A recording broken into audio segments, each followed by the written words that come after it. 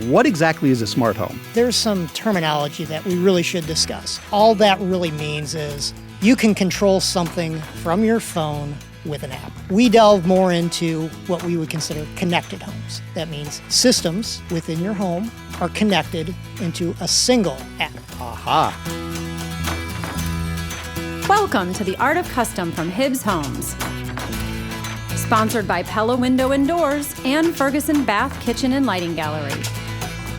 On this episode, Kim talks smart homes with Tony Pratte from the Sound Room here in St. Louis and Darren Egan from Peak Audio and Video in Utah. Then he talks with Lars Johansson with Ferguson Bath Kitchen and Lighting Gallery about how you can incorporate these areas into your connected home infrastructure.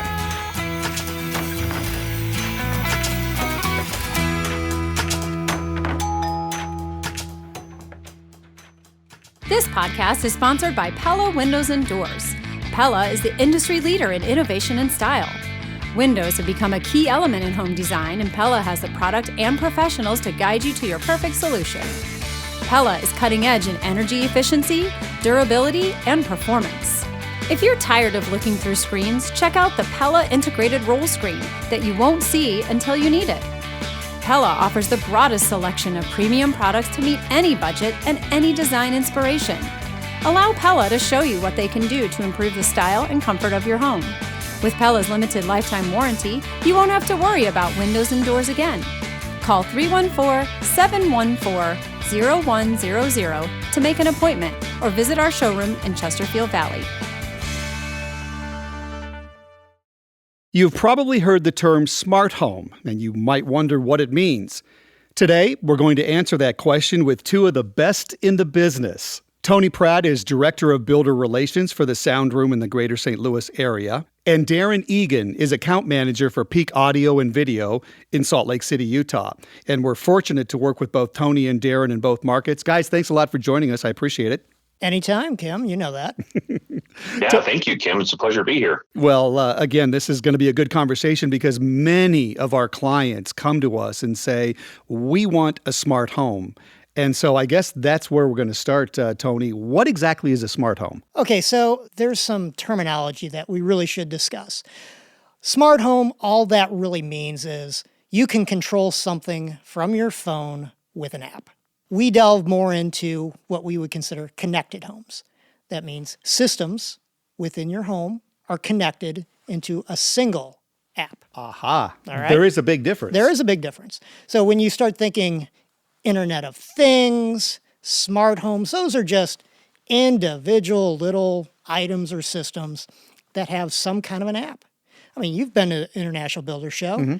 Every item out there, every system out there has an app, but they don't necessarily always talk. So the idea of what we do is you bring a platform in so all those independent little systems that might have nothing to do with each other can communicate and interact with each other in their own little technological ecosystem. So, Darren, I would assume that you agree with Tony that I should stop using the term smart homes and start using the term connected homes. You know, with the internet technology that we have today available, Tony's exactly right. It really does come down to it being a connected home. Tony, tell me a little bit about the Sound Room. Okay, so the Sound Room is the last of the independent retail electronics stores left in St. Louis.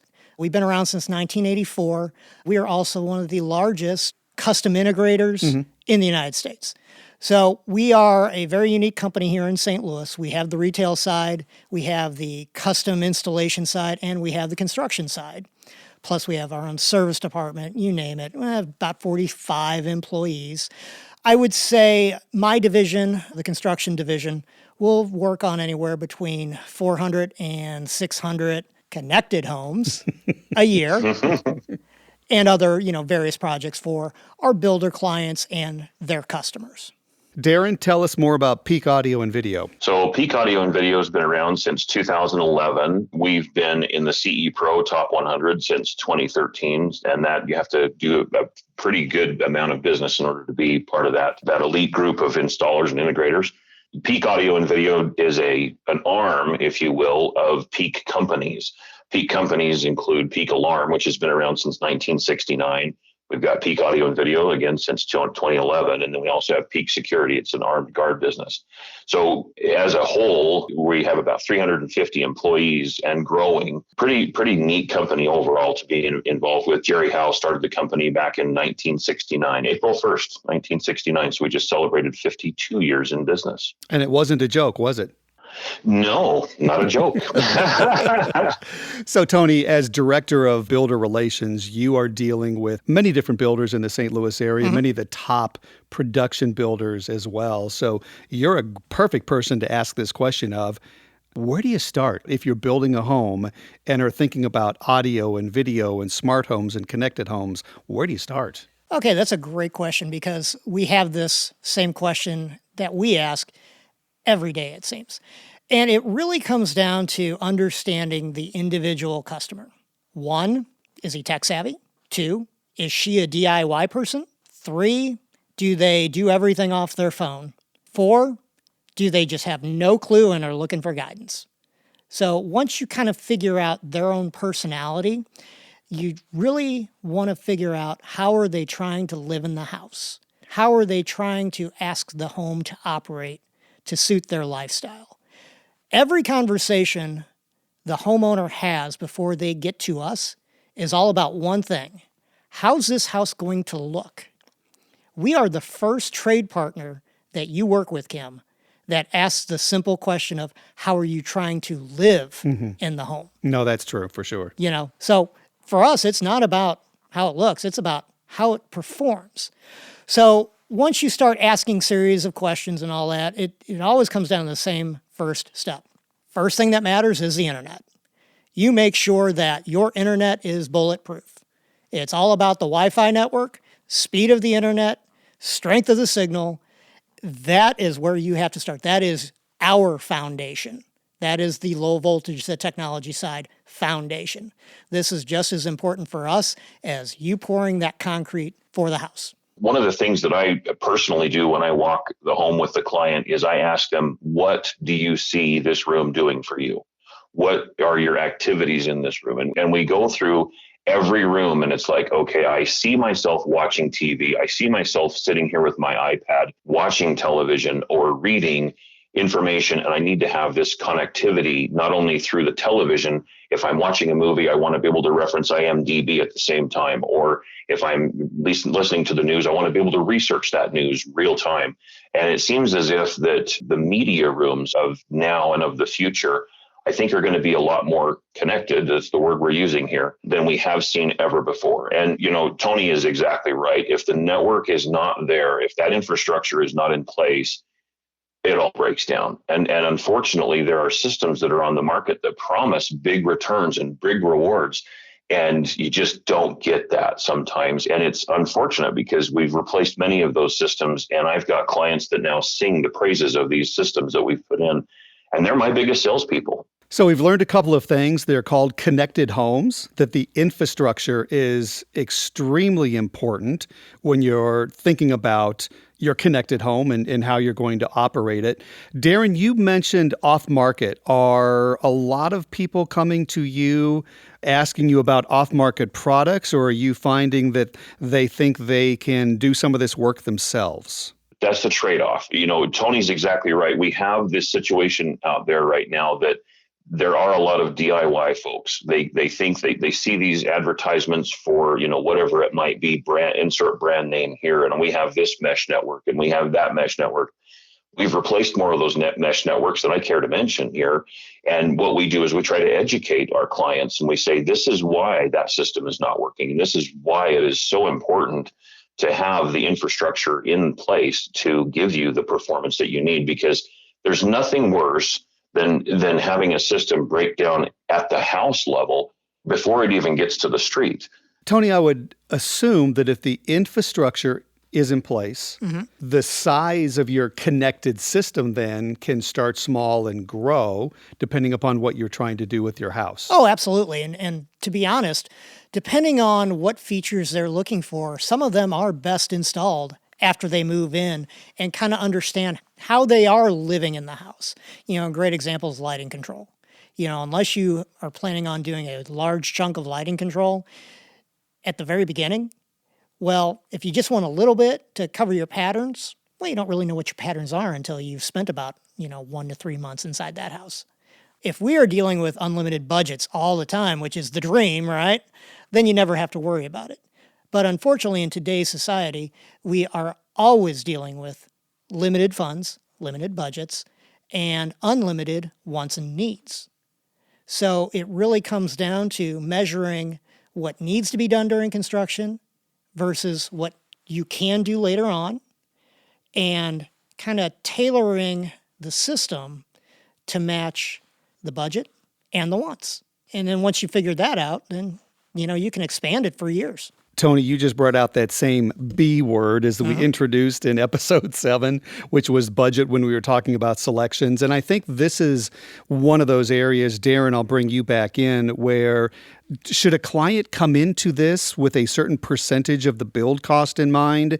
Or does the client really not know what this connected home is going to cost until you really sit down and go through their wants and their needs, and then you figure out what the cost is going to be? That's a really good question. I will meet with the client at the home during construction right after framing is typical, and the closer right after framing we get, the better off we are. Again, we have these communications about what do you see this room working with you and stuff like that. If they want to have a television in a room, that's going to be a more basic setup.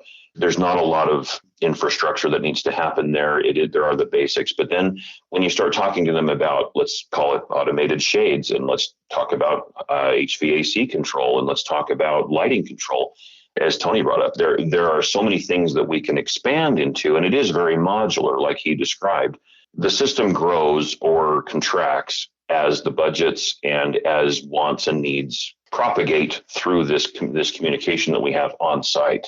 And so if somebody comes in and says, well, I'm going to spend 10% of the build budget, that may be a little overzealous. $100,000 on a $1 million house, that's a little close for some. It's a little far away from others. So it's hard to say an exact percentage of what somebody might come into this looking at it. By me mentioning $100,000, somebody might scare off and hit pause or play or stop on your podcast at this point. But that's something to consider at this point. Is it a 2%? Is it a 5%? And one of the things we try to do is we try to make sure that when somebody is investing this money into their system, they're getting every penny that they possibly can in value. I will bring up that in working with the sound room, you guys are very flexible when it comes to the budget. You can put in a basic, really good infrastructure package that can be expanded out over the years. You can do that for $2,000, $3,000, $4,000. Oh yeah, easy. And we do it every day. Yeah, exactly. And then you can let the client determine and decide exactly how far they want to expand it now and how far they want to expand it later. Well, and a lot of times, especially when we're dealing with more of the production style builders, that is a process where here's the wiring that goes into the system. And then as they're getting close to that, close, the move-in date set up, that's when they're coming back and saying, okay, well, we need the stuff now. This is what we want. This is what we're trying to do. Okay, here's the budget for the move-in side. Perfect. Do this, this, and this. You can wait on this. That gets you up and running from day one. So there's really no time frame on how long they wait, too, before they start expanding the systems. Sometimes it's almost immediate. Obsolete. That's a term that I know I've heard regarding connected homes, technology. Are a lot of, it seems like what we were installing 5 years ago, 10 years ago is already obsolete. Is that going to change eventually? No. Here's why. Technology is designed in itself, just the whole philosophy of technology, to get faster, smarter, cheaper. That's just what it does. So for that to stop and planned obsolescence to go away, that means technology stops. That's never going to happen. So what we have found is really simpler is better. And it really is what is important to you. What can you live with as far as features, and what do you really have to have versus what do you don't need? We talk about this all the time about controlling that TV. It used to be we had to have that programmed remote and you can do everything. Well, now I put a Sonos One in there with Alexa built in, and all I have to do is say, Alexa, turn on the TV. Then I use my little Roku remote or tell the Roku to change the channel. That used to cost me a couple $1,000s, But now it's $199. That's how technology works. It's designed to constantly evolve. What our conversations are today will be totally different in 2 years. Because in 2 years when we're sitting here talking about it, it's, okay, well, let's talk about the non-technology, the non-AV that's on that system. Your refrigerator, your washer-dryer, your hot water heater. Those are all going to be part of the technological ecosystem. So then why would people want to invest in technology now if it's going to be obsolete in 2 years? Or does it come back to that whole infrastructure? If you've got it's the infrastructure in place, you can morph the system as you want to over the years. That's exactly right, because there are certain things that are always going to work the same. Automated locks, they're always working the same. Security systems, they're working the same. All right, it comes down to how much programming does it take? If it's a system that takes a lot of programming because it's new, that is going to be obsolete. Whatever comes in to replace that is going to be a little bit more customer friendly, where they can do some of their own programming, or it's just not going to have all the features because people don't need them anymore. That's what we're seeing.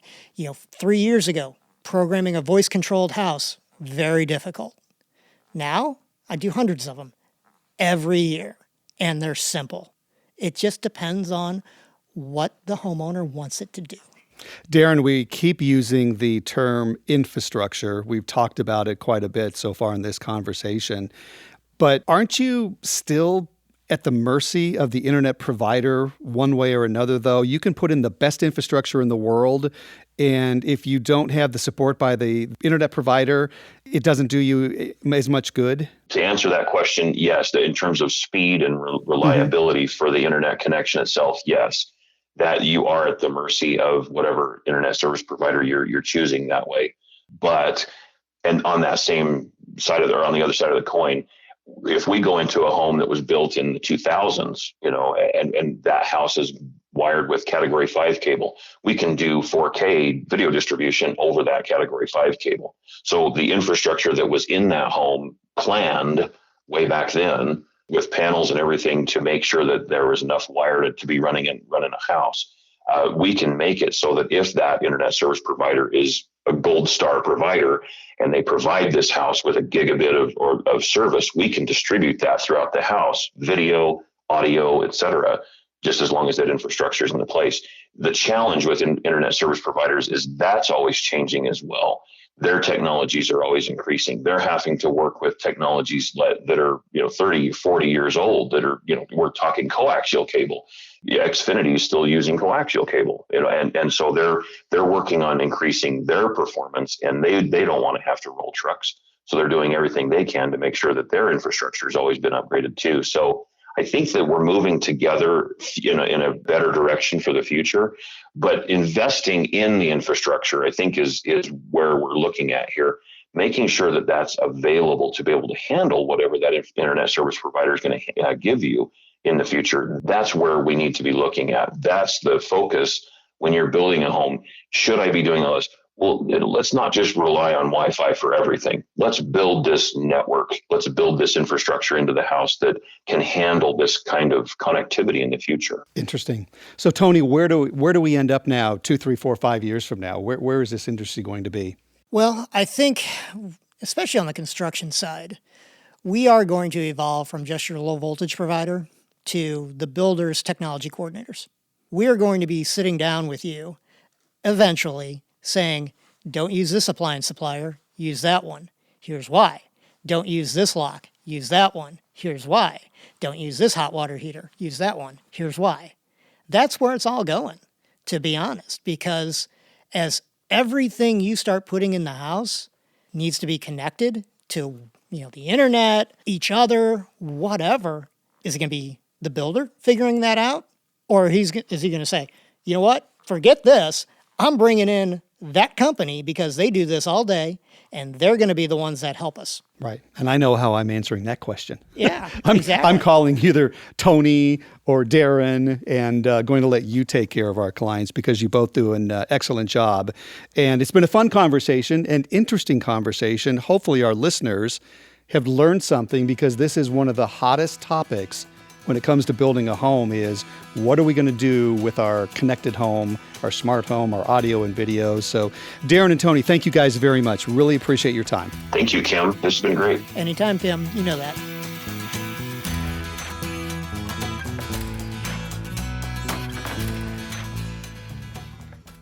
Now more than ever, it's important for you and your family to enjoy the spaces you're in most often.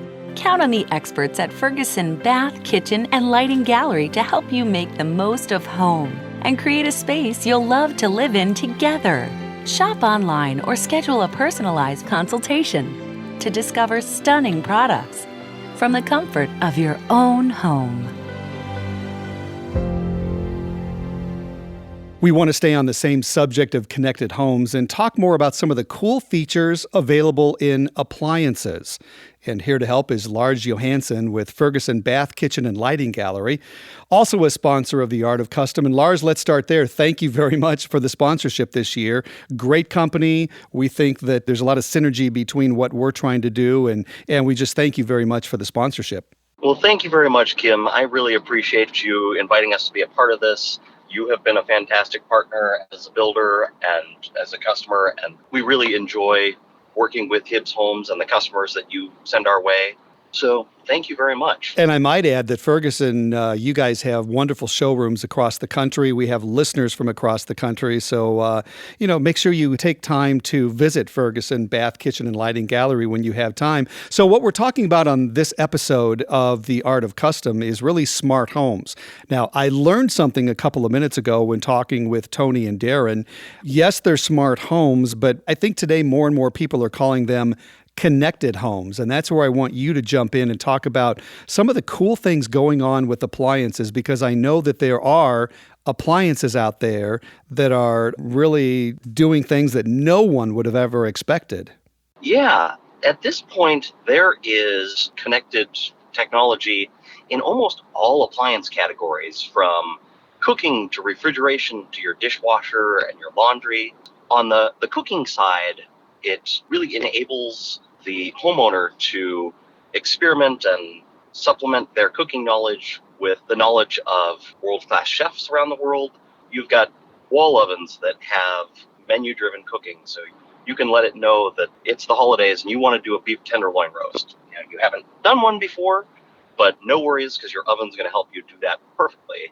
You go in, tell it what type of food you want to cook. So that beef tenderloin roast, some of the companies are actually going to show you a picture of what it says its doneness is. So if you select that you want medium rare, it's going to be that nice pink red, juicy. If you go for well done, it's going to be kind of gray and sad looking. Really just to set up that expectation of what its definition of your doneness is. It's going to do things like clarify what type of dish you're using. So if it's the holidays and you're going to have to deal with a lot of dishes, so you go to like a disposable roasting pan, a roast is more likely to scorch in that, and the oven knows that. So it's going to recommend that the broiler pan is your best option. But if you tell it you're using a disposable roasting dish, it's actually going to adjust the way its elements heat and the intensity to make sure that you don't, in fact, scorch your roast. It's going to tell you where to put the temperature probe in and what rack to put it on. And essentially, you put it in, it starts the oven, and it'll ping you when it's done. So in addition to being on the oven, these are also connected to your smartphone or a tablet if you'd like. If you go out to prep something out on the patio, it'll ping your phone and say, hey, your roast is done, come and take it out. Or if you're coming home from the grocery store, you can say, I want to preheat my oven so it's ready when I get home. So it gives you a lot of assist there. On refrigeration, you have the integration of cameras now into some fridges. So back to the grocery store, you're there and do I have asparagus in the fridge? You can pull up your app and look inside your fridge and confirm or realize that you've got to pick it up while you're out. And you can also integrate grocery lists and things like that through your refrigerator. Yeah, some of those essentially put like a tablet on the front of them so you can build out your grocery list and inventory of the food that you have in there and check it off when you take it out, or take a look in there and say, oh, I don't have that anymore. On your dishwasher, You can set it, and again, you have those alerts on your phone, so it'll tell you when the cycle's done. Being that so many of them are so quiet, you don't hear it running, so you just get that alert. You're like, oh, it's done. I can unload it now if I want to, or I can come back and get it later. And also the same thing on laundry. You can preset and start your laundry remotely. You can also download extra cycles. If you come back from soccer and kids' clothes are all covered in grass stains, you can get a cycle that's tailored to scrubbing those harder and getting it out for you. And also just future downloads updates to the technology. With these all being connected, you have that ability to update as the products evolve. In the bathrooms, you're getting more medicine cabinets that have Bluetooth connectivity, so you can connect and have your music play from your medicine cabinet. There are Steam systems for your shower that you can get a tablet and link to your Wi-Fi, so like the actual controller screen for your Steam is like an 11-inch TV in your shower, so you can watch Netflix or play Pandora or Spotify. So really brings that entertainment in there, and also act as a controller for the Steam lights if you want to integrate lights. Lars, do you stay up on the Consumer Electronics Show every year? I would assume you do. I do, yeah. I try and keep an eye on that. The appliance manufacturers are launching new things every year. Was there one product or anything in particular that really stood out to you this year? So I would say the evolution of the connected menu-driven cooking. Genair really refined it and just made it a much more usable interface that allows you to switch back and forth between the touchscreen on the control itself and on your tablet or phone, download additional recipes, and also have that real-time status of what your food is doing. We've talked about a lot of really cool products out there, but I think the one thing our listeners are probably wondering is, okay, these sound awesome, love to put them in my kitchen, bathroom, wherever. Is it possible with all of these cool items to think that you might be able to purchase them on a budget? It is. So they are integrated in products across the whole spectrum of appliance lines. So you've got the option with like a Whirlpool, more of that entry-level appliance, to be able to scan the barcode on your food and it put the cooking instructions directly into your oven or your microwave. You've got the connectivity of your dishwashers and refrigerators for door open alerts. And then as you continue through the lines, you get just evolutions of those additional features. Still a lot of great smart technology that was only available in ultra premium products 5 years ago, now coming in your entry price points. That's good news, especially for those who are interested in some sort of smart appliance or connected appliance. So it'll be interesting to see where we end up in another 5 years. But in the meantime, Lars, thank you for your time today. It's always a pleasure working with you and your team in St. Louis and Salt Lake City. And again, I highly encourage anyone who's in a market that has a Ferguson bath, kitchen, and lighting gallery to check them out. Awesome partner of ours, and I think you'd be pleasantly surprised if you're building a home or remodeling a home. Go check them out. Lars, thank you so much. Thank you very much, Kim. I really appreciate being included. You can learn more about Peak Audio and Video and, of course, the Sound Room by visiting the show notes. Also there, you can download the guide for smart home technology. I think it would be well worth your visit. As Season 3 of The Art of Custom moves along, we're going to be talking about universal design and aging in place. They're very important topics, really, for more and more of our clients as we're designing their forever homes. And we look forward to having you join us for our next episode. For more information, visit www.artofcustompodcast.com or find us on Facebook as The Art of Custom and on Twitter at Art of Custom Pod. Be sure to subscribe on iTunes, Stitcher, or wherever you get your podcasts to get the latest episodes, and please rate and review to help us grow. The Art of Custom is produced by Hug Monster Sound with original music by Adam Frick Verdine. Thanks for listening.